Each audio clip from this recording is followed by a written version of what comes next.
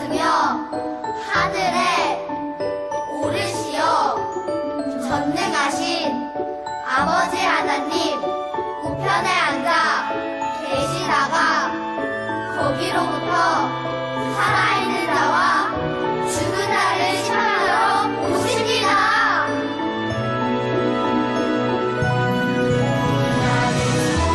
성령을 믿으며 거룩한 공교회와 성도의 교제와 용서받는 것과 몸의 부활과 영생을 믿습니다.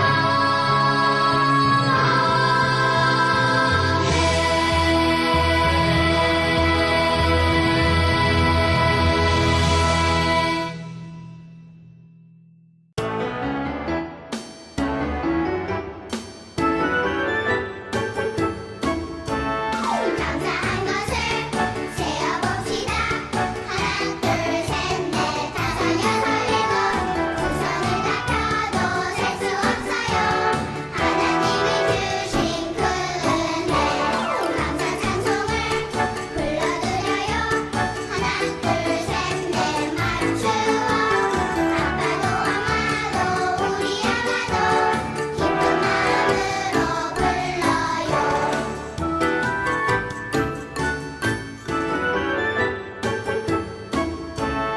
감사한 것을 세어봅시다. 하나, 둘, 셋, 넷, 다섯, 여섯, 일곱. 두 손을 다 펴도 셀 수 없어요. 하나님이 주신 큰 은혜. 감사 찬송을 불러드려요. 하나, 둘, 셋, 넷, 맞추어. 아빠도 엄마도 우리 아가도 기쁜 마음으로 불러요. 친구들, 오늘은요, 전도사님이 3가지 사진을 준비했어요. 우리 친구들이 이 사진들을 보고 이 사진에는 어떤 것들이 필요한지 한번 생각해보고 이야기 나누어 보아요. 첫 번째 사진은요, 이 메마른 식물에게는 무엇이 필요할까요? 무엇이 없길래 식물이 이렇게 죽어가는 것일까요? 이 식물에게 무엇이 필요할까요? 두 번째는요, 저기 정말 멀리 있는 어느 나라에는요, 정말 어려운 나라들에는 이렇게 마른 아이들이 있어요. 이 친구들에게는 무엇이 필요할까요? 어떻게 해야 이 마른 모습을 벗어날 수 있을까요? 세 번째 사진은요, 어라? 다친 동물이 있네요. 이 동물에게는 과연 무엇이 필요할까요? 이 동물에게 무엇이 있어야 살 수 있을까요? 이렇게 우리에게는요, 정말 많은 것들이 필요한데요. 우리가 꼭 필요한 것이 또 있어요. 어떤 것인지 한번 말씀을 통해서 들어보도록 하겠습니다.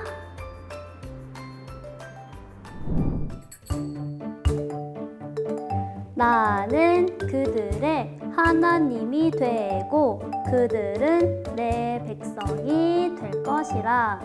여호와의 말씀이니라. 레위기 31장 33절 말씀. 아멘.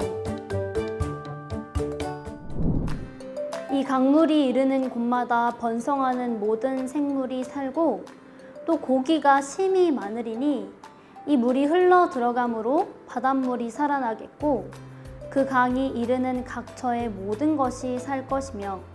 에스겔 47장 9절 말씀. 아멘.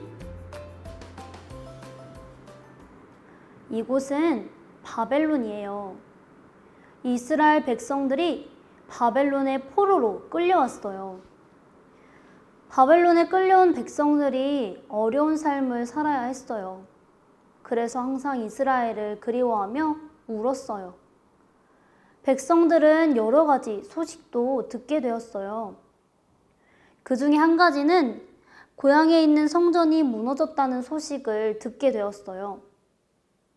하나님께서 성전과 함께 하겠다고 약속하셨는데 성전이 무너지다니.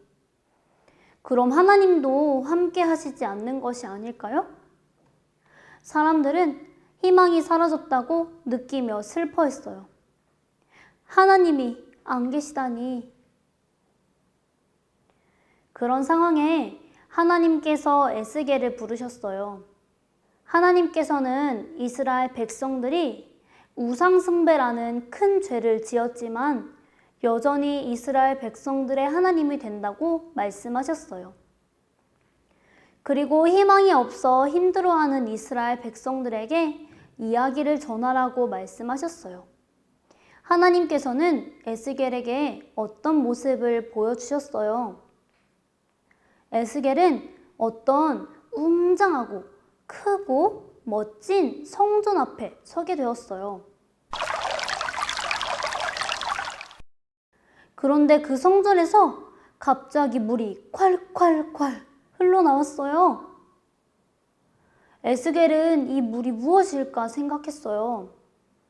성전에서 나온 이 물은 점점 온 땅을 덮더니 물이 닿는 곳마다 식물이 자라고 나무가 자라고 동물이 살아 숨쉬고 모든 것이 새로워졌어요. 에스겔은 그 모습을 보며 정말 놀라워했어요. 에스겔은 그 환상을 보며 하나님이 하실 일들을 통해 세상이 새롭게 되고 다시 회복하게 된다는 것을 깨달았어요. 그것을 깨달은 에스겔은 매우 기뻐했어요. 이 멋진 세상을 보세요. 정말 새로워졌죠? 에스겔은 환상을 보고 깨달은 것을 백성들에게 전했어요. 하나님이 우리에게 새로운 희망을 주셨어요. 친구들, 아까 전도사님이 이야기했던 메마른 식물, 그리고 굶주린 아이, 다친 동물에게는 각각 무엇이 필요할까요? 한 가지씩 이야기해 봅시다. 메마른 식물에는요, 무엇이 필요할까요? 메마른 식물에는 물이 필요할 거예요. 물이 계속 주어지지 않는다면 이 식물은 과연 어떻게 될까요? 결국 이 식물은 죽고 말 거예요. 굶주린 아이에게는 무엇이 필요한가요? 배가 고파서 울고 있는 아이에게 무엇이 필요할까요? 바로 이 아이에게는 음식이 필요하겠죠. 계속 사람이 음식을 먹지 못한다면 결국은 너무 배가 고파 죽게 될 거예요. 그리고 마지막, 다친 동물에게는 무엇이 필요할까요? 다친 동물에게는 약이 필요할 거예요. 이 상처가 계속 남아있고 골마가다 보면 이 상처로 인해 동물이 죽을 수도 있어요. 그러니까 바를 수 있는 약도 필요할 거고 먹을 수 있는 약도 필요할 거예요. 친구들, 이렇게 우리가 살아가는 세상에는요, 정말 많은 것들이 필요해요. 방금 살펴보았던 물도 그렇고요. 우리가 숨쉬는 공기도 그렇고요. 그리고 햇빛, 이런 것들이 우리가 살아가는데 정말 꼭 필요해요. 음식, 약, 이런 것들도 말이에요. 그런데 만약에 친구들, 이런 것들이 없다면 우리는 어떻게 될까요? 이 꼭 필요한 것들이 우리에게 없다면 우리는 어떤 상태가 될까요? 우리는 그 상태를 아마 절망이라고 부를 거예요. 절망이라는 뜻은요, 정말 많이 힘들고 어려울 때 쓰는 말이에요.